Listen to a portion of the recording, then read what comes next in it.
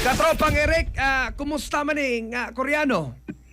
Katropang Gadsanli, katropang Anton ni Ray, nakatogyo din taon tres sa Mabugnaw Carcel, no? Sa Lagapsel sa Presinto 4, Mabulo Police Station, kining usa ka 29 anyos nga Korean national katropang Gadsanli kay malagi na, ipadakop din siya sa reklamante nga 19 anyos nga dalagita kay kining matod pa sa usa ka kini pog area diri sa may 88th Avenue, Barangay Kasambagan, Cebu City, Katropagadjan, Katropagadre, alas 11 aga takna sa kagabion.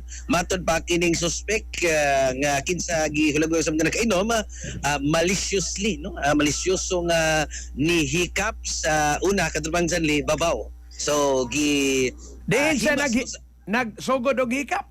sa babaw kining duha ka busok nga Mount Pinatubo aning 19 anyos in town Katropagadjan. Diin man sila nagkaila dayaning 19 years old. Nagkita ra sila sa mausab nga kining inanam siguro ni Katropagadjan. So di gid ingon nga nagkuyog sila dito. Wala. Isa may kuyog Koreano dito. Ato pang i-check kung naaban ni siya yung mga kuyog na uban pa mga Koreans dito Katropagadjan o kini po babae kay ang kinilaging suspitsado, gusto ta lang itong hinabion pero natog pa man o niya kanamatog pa Lisod sa magkasinabot ka mo. mao sa yung problema kay anyong sayor di taon akong hibawan nga Korean siya Katropagadjan Dugay na ng Koreanuhan ris ato.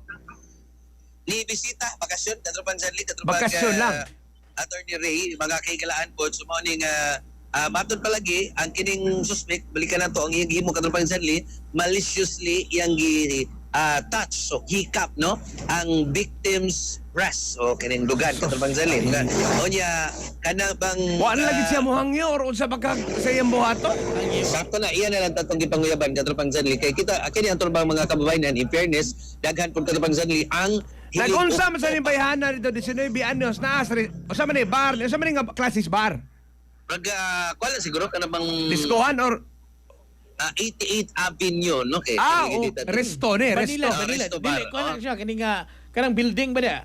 18th Avenue daghan ang mga resto bars. Resto bar lagi. Mga resto bar. Nagsunod na diha kanang 18th Avenue. Tibuok na siya tanan. So dili na sa NFA. dili ni specific ba dili ni bar. 18th Avenue Okay. ang lugar mura ba Bonifacio District. Okay. Nga daghan itong mga restaurants ug mga bar-bar. Okay, Mao gyud po okay. na. O sa orasan na hitabo rek? alas 11 kagabi Ano ni si Louis Anyos, wa man tawing nga mag-blame sa biktima, wa man takibaw sa mga sirkumstansya.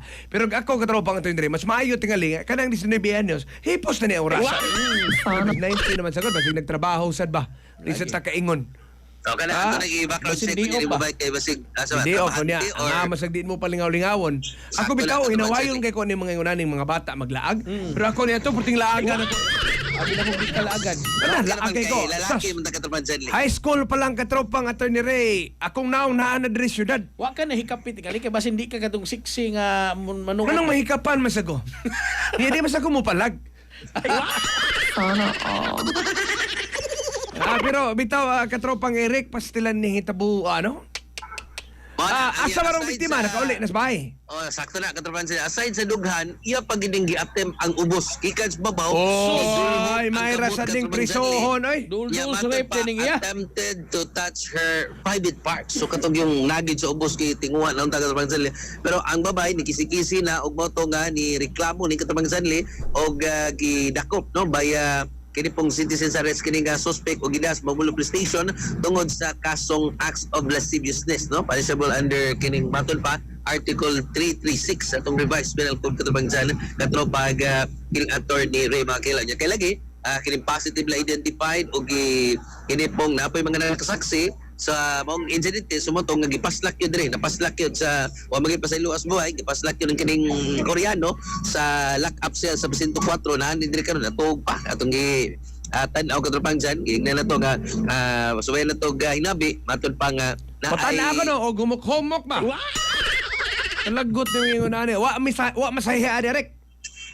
wala man kay gilahi man Katropagadjan o kanang Hubog tong Koreano ha. ang istorya nakainom gyud kanang kon gyud Katropagadjan nakayarok yung ubay-ubay. Why uyab na address Pilipinas? Murag wala ra single siya Katropagadjan. Siya rang usa ka laglaag sad way mga kauban. Nga siguro ni usa duha pero ang uban kanang behibra katong san kanira kun Gibiyaan na siya. In kaso nagkaporleso, ay, adihala ka no. Total, ikaw mo siya nangumot. sakto na. Di angkon siya, Rick. Angkon siya. Ang kuan lang kana bang gingon lang sa kanipong mga kauban diri nga kuan lang kanang murag sa kuan na kanang kahubog na or kana bang nakainom na katong dyan wa na directly giangkon ni murag wa na kay bawo nga nahimo ba to niya katong dyan li may depensa aning mao nga Koreano pero ang babay kana bang siya man kay biktima positibo gyud kisaysay gyud nga katong atong mga nasoy kagina mo gimo aning mao Koreano katong dyan li katong attorney Ray. Sige, salamat kayo, katropang Eric.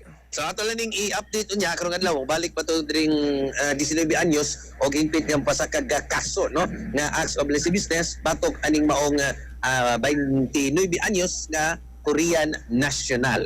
Wala ito nga kasi gikan diri sa may mobile police station mga katropa basta kapinisgutan di kape no nga the more you drink mas magka-healthy mo mga kailan makatabang pa good for the heart, good for immune system, good for memory, makalamdag ninyo mga kahigalaan. Santo Plus Comex, papalit sa mga nagunang butika sa gapit, pwede pa niyong palit sa Yasut Pharmacy, nga nasa ground floor, C Plus Building, Diha Salim Street, Barangay Zapatera, Cebu City.